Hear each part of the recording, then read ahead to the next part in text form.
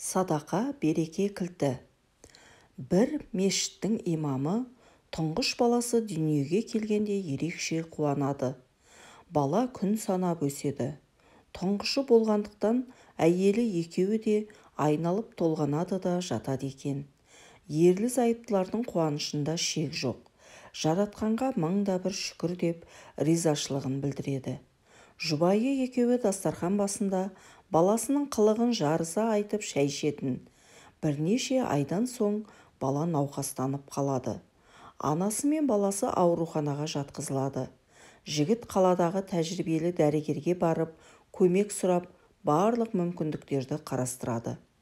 Мамандар да қолдарынан келген көмекті аямайды. Алайда нақты диагноз қою қиынға соғады. Дәрігер баланың әкесін шақырып алып, бүгін түнде баланың ыстығы түспесе, айырылып қалуымыз мүмкін деп, кез келген жағдайға дайын болу керектігін ескертеді. Шарасыздықтан имам жігіт қара түнде көшеге шығып жүріп келеді. Кенет ойына науқастарыңды садақамен емдеңдер деген хадис сап ете қалады. Мұсылман барлық себеп салдарын жасау керек. Бұл да бір себеп. Пайғамбар айтқан әдіс. Бірақ түн жарымда кімге садақа бермек? Кімнің есігін қағады?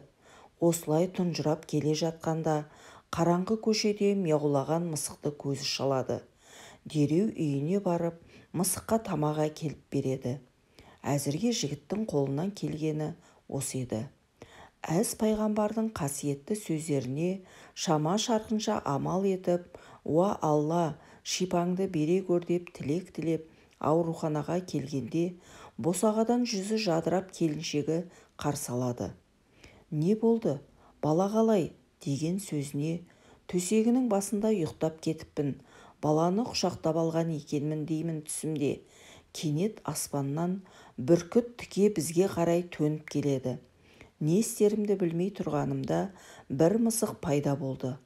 Мысық бар айбатымен бүркітпен жанталаса арпалысып кетті. Түсімнен шошып оянсам, баламның ыстығы түсіп ұйықтап жатыр екен деп қуанышымен бөлісіпті. Иә, дертті де, ол дертке дауаны да беруші Алла. Садақа беріп, ізгі амал жасап, шипа сұрау оның дұғасы. Ораза айында садақа беріп жарысайық.